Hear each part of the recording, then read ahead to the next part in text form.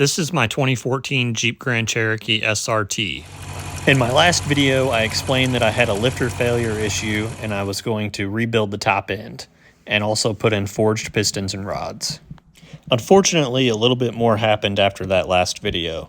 Once the mechanic dug into the motor, he ended up finding a spun rod bearing and some damage to the crankshaft. At this point, the motor is already completely taken apart and the crankshaft is going to have to be replaced. So I ended up having to purchase a brand new 6.4 liter Mopar crankshaft. I also decided to return all the OEM Mopar valve train and replace it with the Comp Cams valve train, which includes beehive springs that are a little bit stronger and stiffer than the factory Mopar springs. I sent the heads off as well to get them cleaned and resurfaced and get the valves grinded. As you can see, they turned out great and they look brand new. This should hopefully free up a few extra ponies once we hit the dyno. At this point, I'm basically in fuck it mode and went ahead and bought Stainless Works long tube headers with catted mids. This should add some more ponies as well, considering the factory exhaust on the 6.4 Hemi that's in the Jeep Grand Cherokee is terrible. I ended up weighing the stock exhaust manifold compared to the Stainless Works long tube headers and catted mid pipe. The stock manifold with cats ended up weighing 70.6 pounds. Stainless Works ended up weighing 46 pounds. So I shed about 24.6 pounds right there. I also weighed the stock axle back and compared that to the pipe's axle back. The stock axle back weighed 43.6 pounds. The pipe's axle back weighed 17.8 pounds. So I ended up shedding a total of 25.8 pounds there. All combined with the exhaust, I ended up shedding 50.4 pounds total. I also decided to get the ATI Super Damper harmonic balancer. This is a 15% underdrive damper. There's a good video of a guy on YouTube, OMG, it's Mr. Mac, dyno testing a 6.4 liter Challenger and gaining about 20 horsepower to the wheels just by switching this damper in. All right, so I had this one pulled up because that's with the current filter that's in it. That was with the Greene filter. I have that in it right now. The guy who did the head work also suggested doing the block work just to make sure everything's straight and true. So I sent the block off for cleaning, honing, and resurfacing, and also repainting in Hemi orange, and this is how it turned out.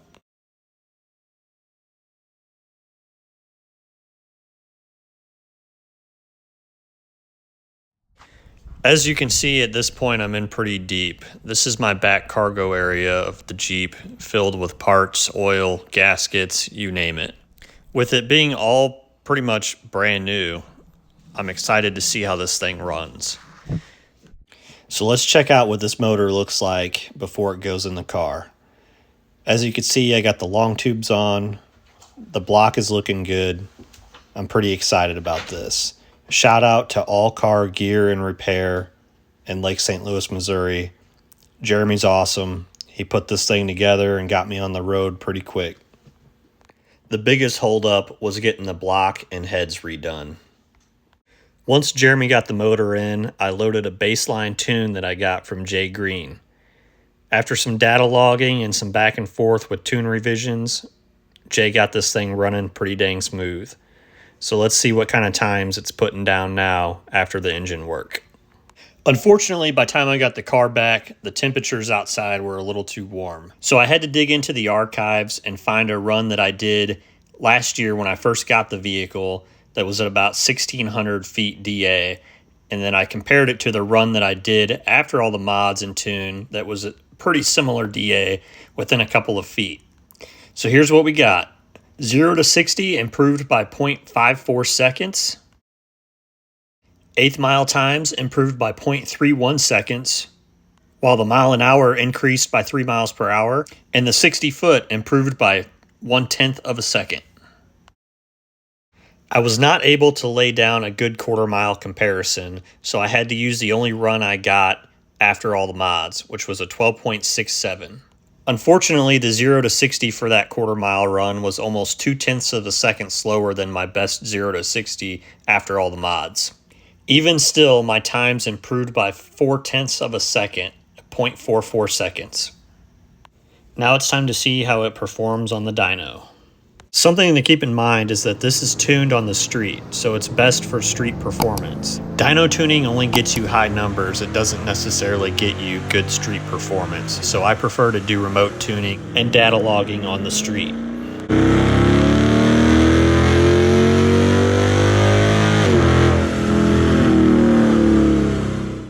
So here are the numbers. The blue lines represent the best stock run that I had on horsepower and torque, which was 381 horsepower, 383 foot-pounds of torque. The red represents the runs I just did after the complete engine rebuild and baby cam. As you could see, I had gains throughout the entire RPM band on both horsepower and torque.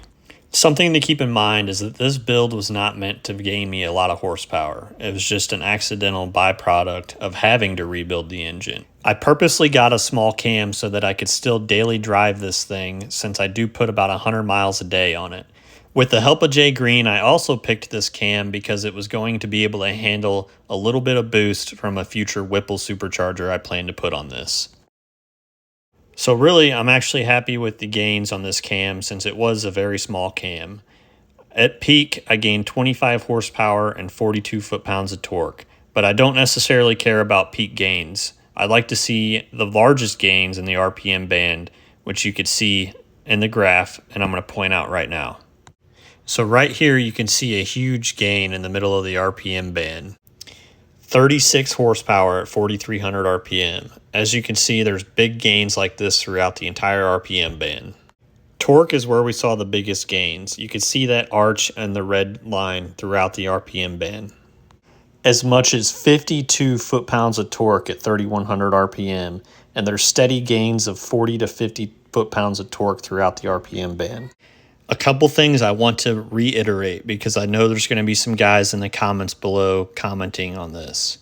This was not a big horsepower cam. This was a small cam. I did not want a big horsepower cam because I planned to do a Whipple and I wanted to leave the car streetable until then. The second thing I want to reiterate is that this is not a dyno tune. This is an email tune done doing logs on the street and real world situation. I did quarter-mile logs, 0 to 60 logs, etc., and Jay Greene tuned accordingly to get me the fastest times. Tuning on a dyno does not equate to making your car faster on the street or in the quarter mile. Tuning on the dyno just makes you get more horsepower off the dyno. You're literally tuning in one gear and a standstill thing that has fans blowing on it, and it's typically hot as shit.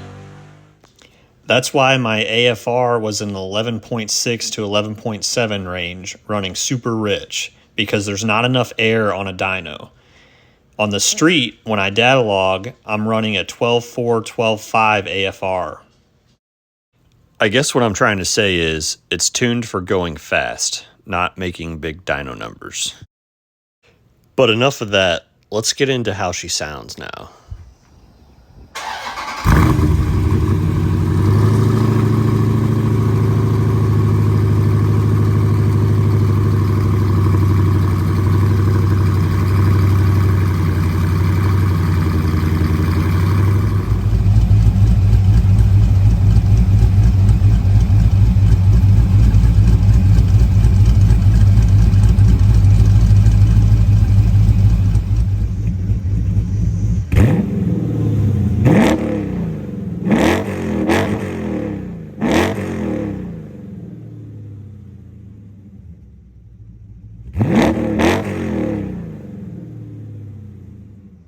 My tires were also shot due to uneven wear and me not rotating them properly, so I got a set of Yokohama tires, which eliminated a lot of road noise, but while I was in the shop getting the tires put on, mechanic noticed that the rear brakes were pretty much gone.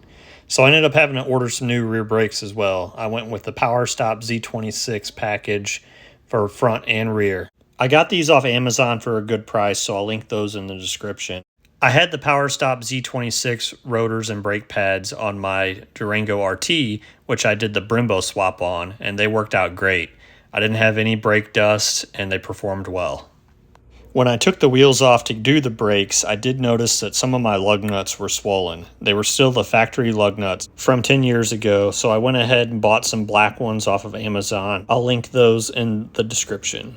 I wanted to get my intake temps down and get some more airflow to my intake, so I also added this little ram air setup. I purchased this intake tube off of Amazon, and I'll link that in the description.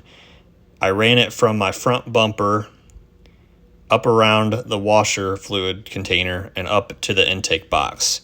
It seems to be working out pretty good, as when I'm cruising on the highway, my intake temps are about 3 degrees warmer than the outside ambient temperature.